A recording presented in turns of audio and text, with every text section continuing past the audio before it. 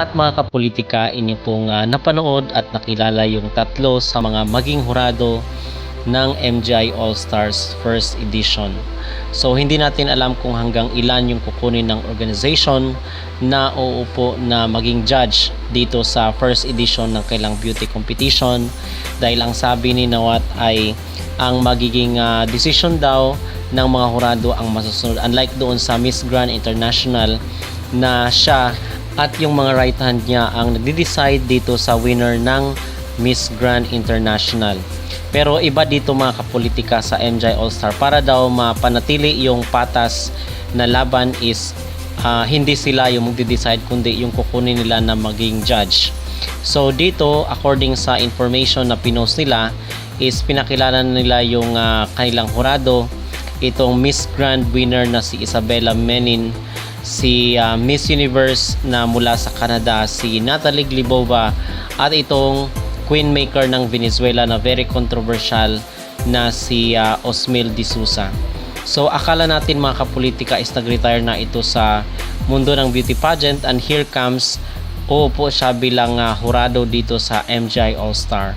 So ating pag-usapan dahil maraming mga concern at pangamba yung mga netizen base doon sa kailang mga comments sa social media na baka daw luto-luto, or dahil ang comment ng ating mga netizen ay Asian hater daw itong si Osmil. So bibigyan natin ng ating opinion at ng ating reaksyon kung dapat bang mangamba ang pambato ng Pilipinas dito sa balita na si Osmil De Sousa ay uupo bilang judge sa MGI All-Stars First Edition. So kilala naman natin kasi ilang beses na rin natin itong napag-uusapan mga kapolitika, most especially tuwing may event ng Miss Universe. So hindi mawala sa limelight itong si Osmil dahil minsan nagkakatotoo yung mga prediction niya, yung mga hot picks niya, kung sino yung mga gusto niyang manalo, at in fact in the last few years ay laging nasa top 5 ang Venezuela, and my suspicion is kagagawan ito ni Osmil dahil may nakikinig pa ng kanyang boses at malakas pa ang kanyang impluensya dito sa Miss Universe. And here comes dito na naman siya sa MGI All-Star. So yung ating ating masasabi mga kapolitika kung magkakaroon nga ba ng luto-luto, I believe na hindi talaga maiwasan yan, at strategic itong ginawa ni Nawat na dito kinuha niya itong si Osmil kasi alam naman natin na sikat siya at kilala siya bilang Queen Maker dito sa Latin country.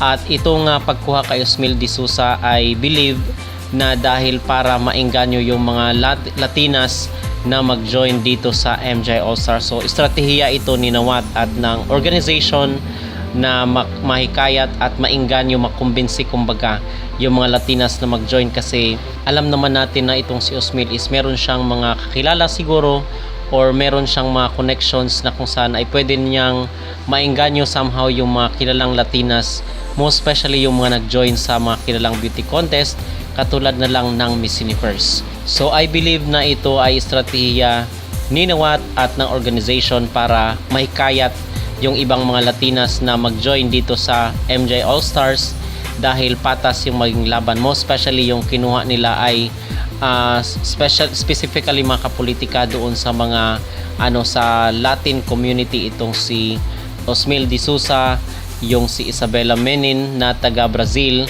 at yung taga Canada na si Natalie Glebova.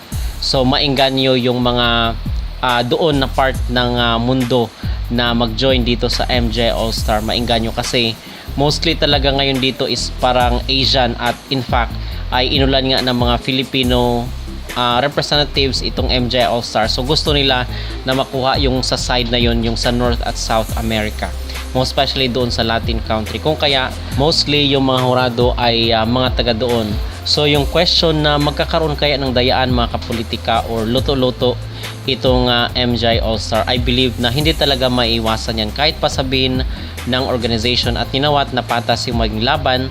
Pero dito sa personalities na kinuha nila na maging hurado uupo bilang judge dito sa MGI All-Star, I believe na as early as now ay masasabi ko na magkakaroon talaga yan ng tinatawag na cooking show.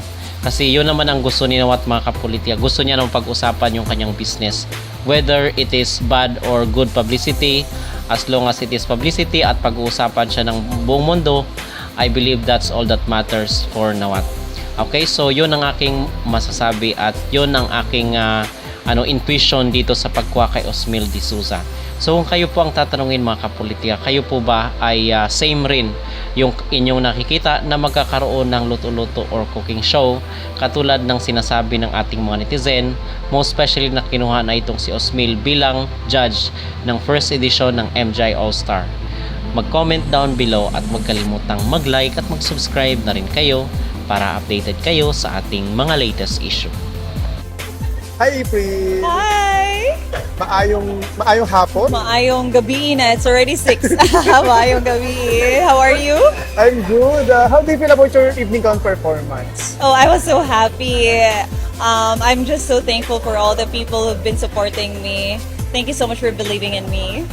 And people are telling you that you're the strongest Cebuano this year. How do you feel about that?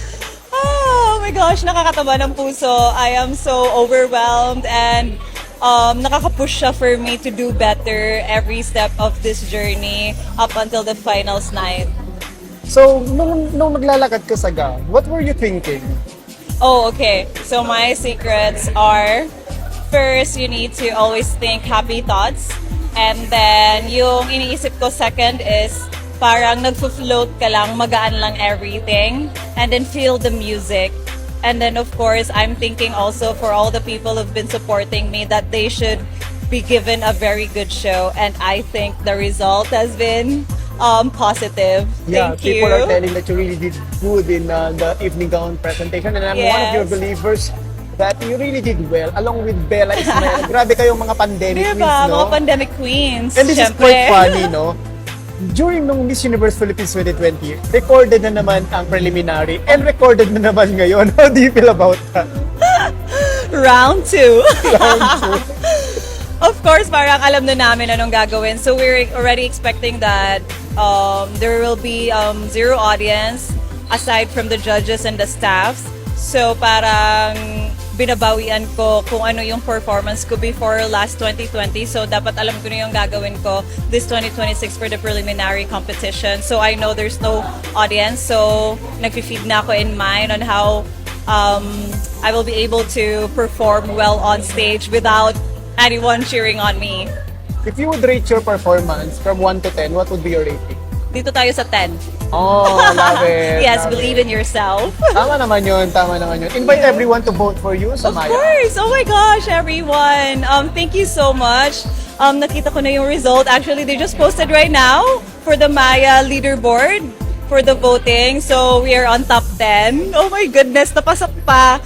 Guys, please do vote for me. And thank you so much for believing in me. And sana hindi po kayo magsawa sa pagsuporta. Konting push pa, laban lang tayo up until the coronation night. Thank you so much. So if gusto niyo pa ako makita sa swimsuit, vote lang tayo every day. Meron po tayong 1 free vote sa Maya app. And then afterwards, if you want to vote more, you can pay na through Maya.